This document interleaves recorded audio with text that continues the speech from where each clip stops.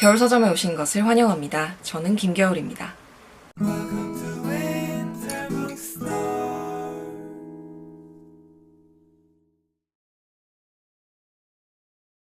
오늘은 많은 분들이 요청해 주셨던 컨텐츠인 번역 비교를 한번 해볼 건데요.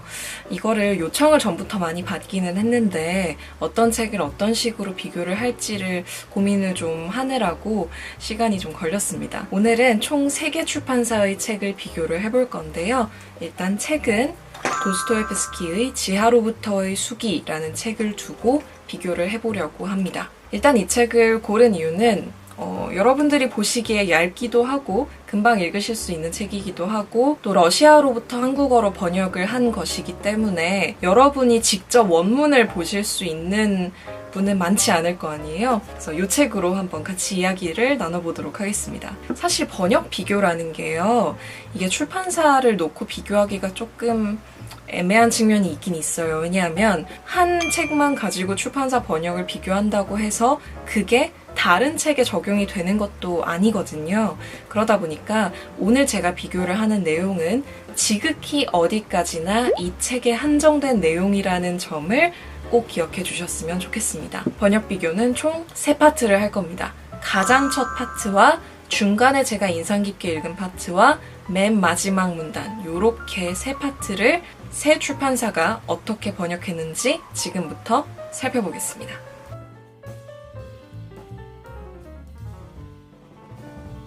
이 책은 보시다시피 펭귄 클래식에도 들어있는 책이고 열린 책들에도 미음사에서도 또 문예출판사에서도 나온 굉장히 여러 번 출간된 도스토옙스키의 고전입니다. 열린 책들은 2000년에 초판이 나왔어요. 개동준이라는 번역가분이 옮기셨고 작품해설을 함께 싣고 있고요. 초판 2000년인데요. 세계문학판 지금 나오고 있는 전집판은 2010년에 초판이 나왔고요. 펭귄 클래식은 조혜경 번역가가 옮겼고 작품해설을 쓰고 있고요. 민음사에서는 김영경 번역가가 옮겼고 작품 해설을 쓰고 있습니다. 펭귄 클래식은 2009년에 나왔고요. 민음사는 2010년에 초판이 나왔습니다.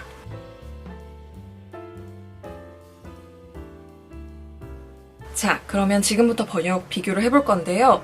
첫 번째 문단에 들어가기 전에 일단 제목에 대해서 먼저 이야기를 해보자면 원래 우리나라의 이 도스토옙스키의 책이 번역됐을 때는 지하생활자의 수기라는 제목으로 여러 번 번역이 됐었어요. 근데 이제 지하로부터의 수기로 지금은 다 번역이 되어서 나오고 있어요. 새 출판사 모두 그건 똑같고요. 지하로부터의 수기로 번역한 이유에 대해서는 이 펭귄 클래식판의 그 옹기니 해설 부분에서만 언급을 하고 있는데 러시아 원문이 지하 생활자라는 말을 쓰고 있다기보다는 지하에서 쓴 수기에 가까운 뜻을 가지고 있기 때문에 지하로부터의 수기가 가장 적합하다고 판단을 했다라고 밝히고 있고요. 펭귄 클래식 이전에 나왔던 열린 책들 판에서도 지하로부터의 수기라고 이름을 정하고 있는데요. 제목에 대한 별다른 언급은 하지 않고 있습니다.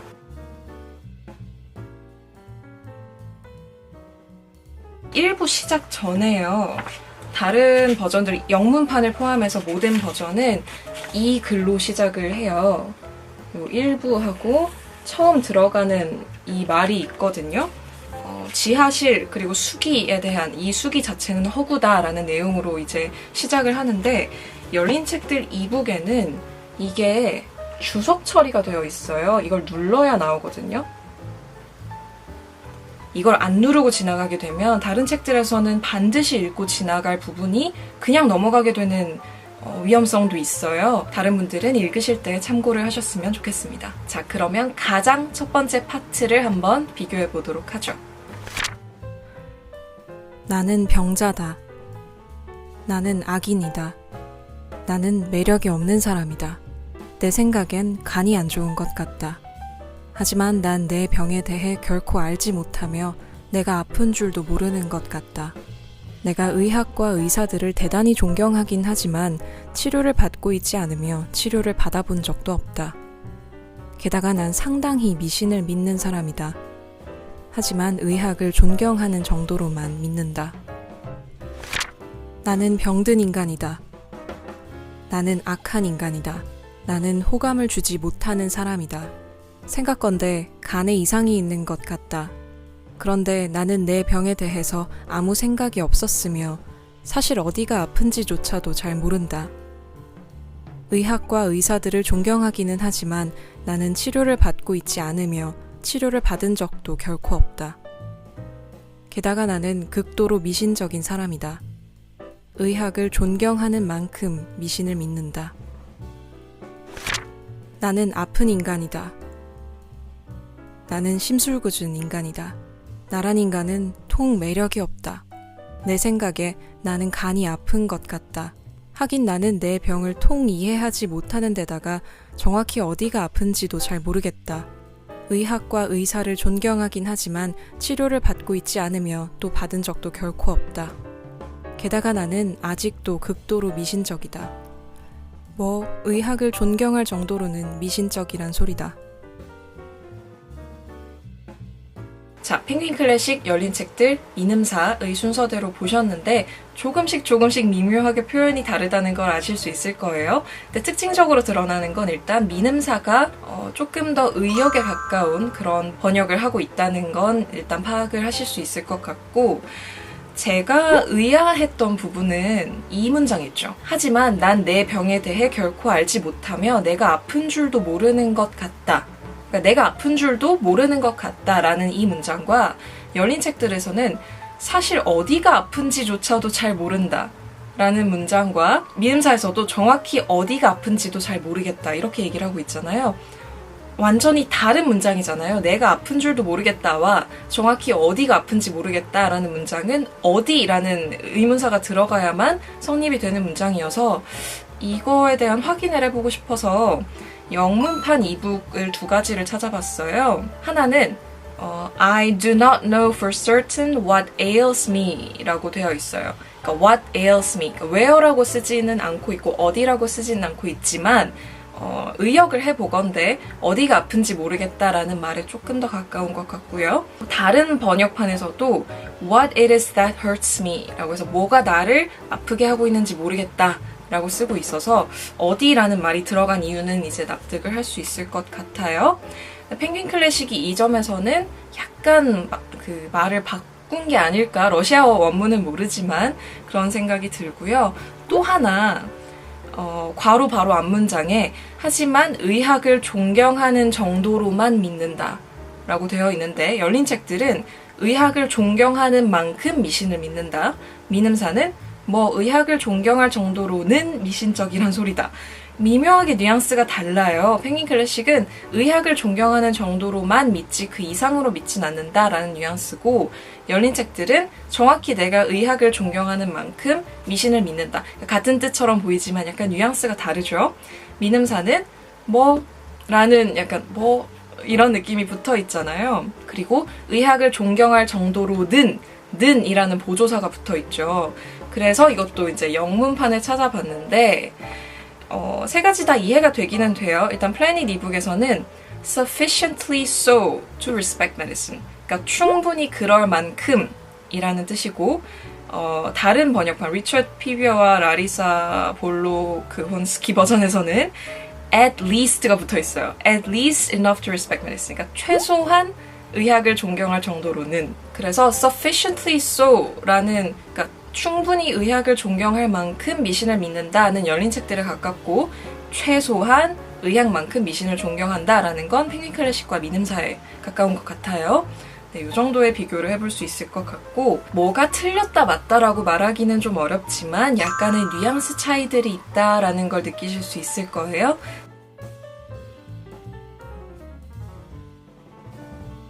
자, 그러면 두 번째로 이 책의 3장, 1부의 3장 마지막 문단 부분을 보겠습니다. 제가 여기를 선택한 이유는 이 펭귄 클래식판으로 읽다가 이게 무슨 말이야? 싶으면서도 동시에 근데 문장이 되게 좋다라고 느껴서 되게 특징적인 부분이라는 느낌을 받았거든요. 그래서 이 파트를 골라봤는데 여기도 마찬가지로 새 출판사와 영문판의 두 버전이 조금씩 다른 모습을 보여줬습니다. 그 부분을 한번 비교를 해볼게요. 이때 당신은 조용히 또 무력하게 이를 갈면서 당신이 화를 낼 사람은 아무도 없으며 당신의 분노에 대한 대상은 찾을 수도 없고 아마도 앞으로도 찾을 수 없을 것이라는 것을 곰곰이 생각할 것이다.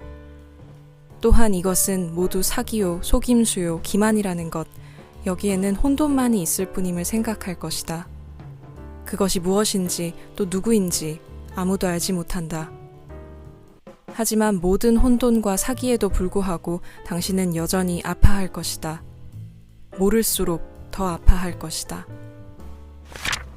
그래서 말없이 그리고 힘없이 이를 갈면서 심지어 화를 내려고 해도 결론적으로 화풀이할 상대도 없으며 대상도 없고 있다고 해도 결코 눈에 띄지 않는다는 사실을 받아들일 것이다.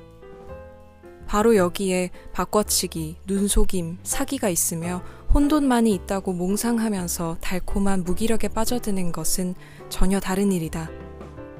게다가 무엇인지도 알 수 없으며 누구인지도 알 수 없다.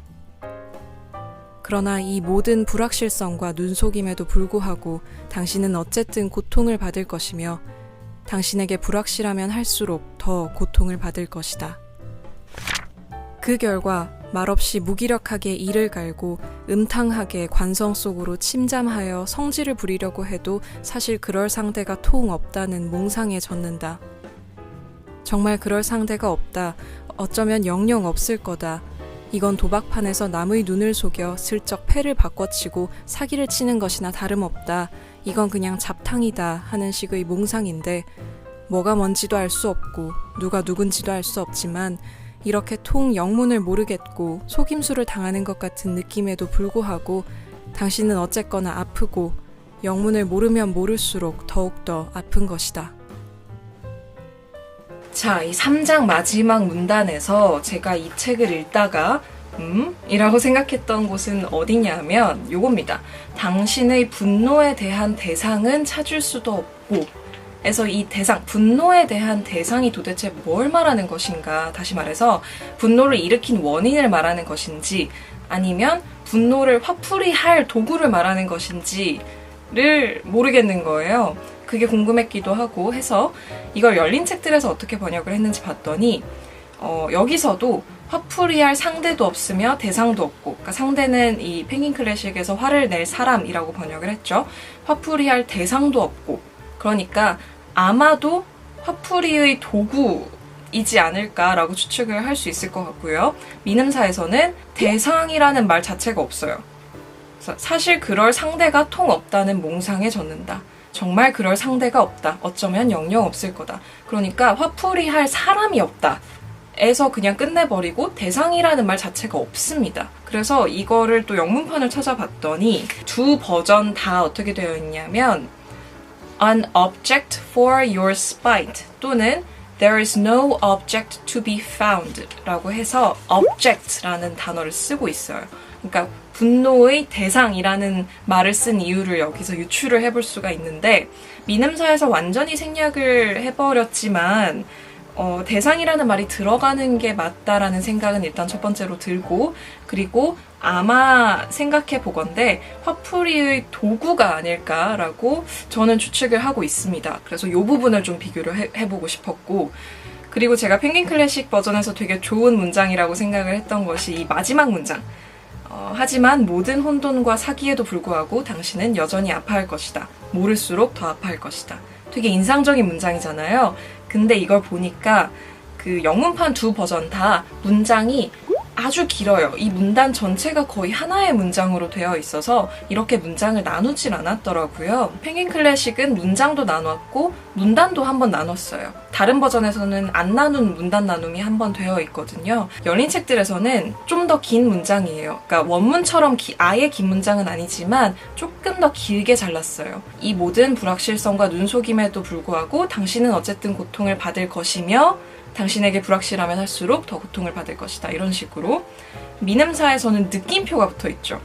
영문을 모르면 모를수록 더욱더 아픈 것이다 라고 느낌표가 붙어 있는데 왜 얘만 느낌표가 붙어 있지? 라는 생각이 들어서 영문판을 봤더니 두 버전에서 하나는 느낌표가 붙어 있고 하나는 느낌표가 안 붙어 있어요. 문장 자체는 펭귄 클래식이 가장 강렬하게 다가오는 것 같고요. 문장 길이로는 민음사가 가장 충실하게 옮기려고 시도를 한 것 같아요. 가장 길거든요, 문장 길이가. 하지만 단어를 추가한 게 조금 있고 아예 뺀 단어도 아까 우리가 발견할 수 있었죠. 열린 책들 번역 같은 경우에는 그 사이에 어디엔가 위치를 하고 있는 것 같습니다.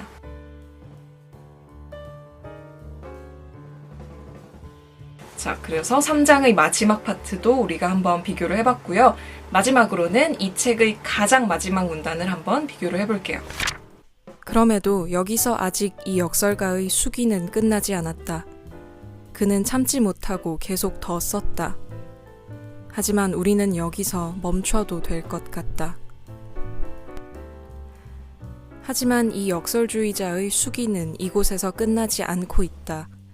그는 참지 못하고 계속하고 있다. 그러나 우리들은 이곳에서 중지해도 될 것처럼 보인다. 이래놓고서도 이 역설가의 수기는 여기서 끝나지 않는다. 그는 결국 참지를 못해 계속하여 더 써나갔다. 하지만 우리 생각에도 여기서 그만 맞춰도 될 것 같다. 자, 마지막 문단은 출판사별로, 그러니까 번역가별로 그렇게 큰 차이가 나는 것 같이 보이지는 않죠. 제가 근데 특징적이라고 생각을 하는 부분은 마지막까지도 미능사는 약간의 추가된 뉘앙스가 있다는 거. 마지막 문장이 하지만 우리 생각에도 여기서 그만 맞춰도 될 것 같다라고 되어 있는데, 다른 번역가들은 다 우리는 여기서 멈춰도 될 것 같다라고 썼는데 우리 생각에 도라는 보조사 도가 붙어 있잖아요. 이것까지 약간 번역가의 뉘앙스가 들어갔다라는 인상을 저는 받고 있습니다. 영문판에서는 하나는 그냥 But it seems to us that we may stop here. 우리는 여기서 멈춰도 될 것처럼 보인다. 그리고 다른 버전에서는 But it also seems to us that this may be a good place to stop. 여기가 멈춰도 될 좋은 자리인 것처럼 보인다 라고 쓰고 있어요. 그 정도가 약간의 차이점이 될 것 같고요. 아무래도 다른 부분에 비해서 조금 간단하고 또 마지막에 마무리를 하는 부분이라서 그런지 큰 차이는 없는 것 같아요. 자, 이렇게 해서 세 가지 번역을 비교를 해봤습니다. 도스토옙스키 지하로부터의 수기를 펭귄 클래식, 열린 책들, 미음사판을 비교를 해봤는데 제가 느낀 전반적인 느낌은 미음사판이 대부분 의역이 조금 더 들어가 있는 느낌이 들었고요. 제가 가장 좋다고 느낀 번역은 열린 책들 번역이기는 한데요. 문장 자체가 조금 더 빡 오는 쪽은 펭귄 클래식이었어요. 그래서 각각 본인이 원하는 스타일을 찾아서 읽으시면 좋지 않을까 싶고요. 자, 그러면 우리 오늘의 번역 비교는 여기까지 하도록 하고요. 다음에 또 좋은 영상으로 찾아뵙도록 하겠습니다. 구독, 좋아요 부탁드리고요. 오늘도 와주셔서 감사합니다.